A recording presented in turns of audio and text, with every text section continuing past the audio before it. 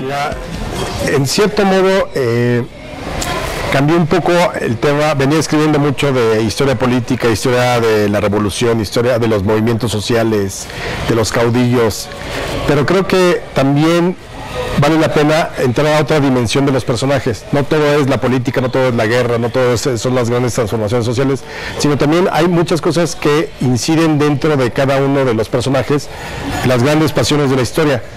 Y en ese caso decidí elegir el amor exactamente por eso, para conocer una vertiente distinta de cada uno de los personajes.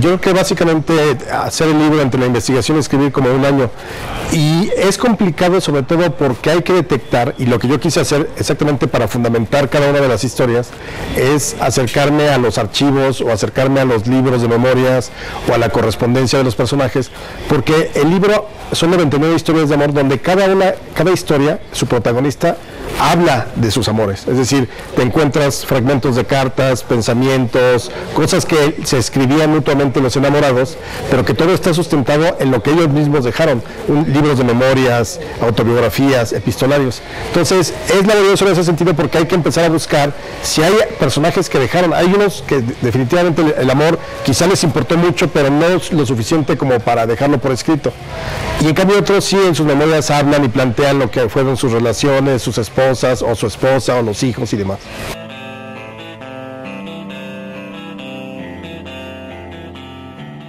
Mira, obviamente las que no son de fuente directa, por ejemplo Cortés y su esposa Catalina Juárez, ahí Cortés en ninguna de las cartas de la relación habla de su esposa ni en ningún otro documento. Entonces ahí lo que tuve que hacer fue buscar a los cronistas que estuvieron cerca de él y que lo conocían para rescatar lo que ellos hablaban de la esposa. Así fue como indirectamente pude reconstruir la historia de Catalina Juárez, que por cierto se dice que la mató Cortés, cosa que nunca se comprobó. Sí fue llevado a juicio, el juicio de residencia también tuvo esa parte, digamos, penal, pero nunca se llegó a demostrar que Cortés la hubiera asesinado. Entonces ese tipo de historias que de repente no encontraba yo la manera de que el protagonista me contara la historia, lo tuve que hacer a través de gente que conoció al protagonista, ¿no?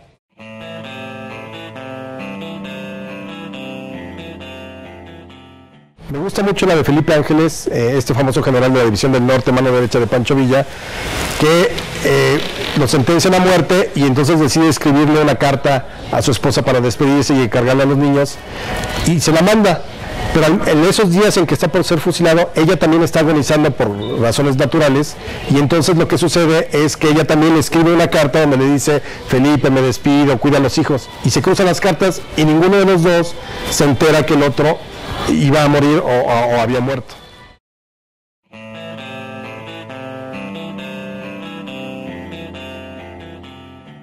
Pero yo creo que las que llaman la atención son, por ejemplo, las de, no sé, Porfirio Díaz, que se casa con su sobrina carnal.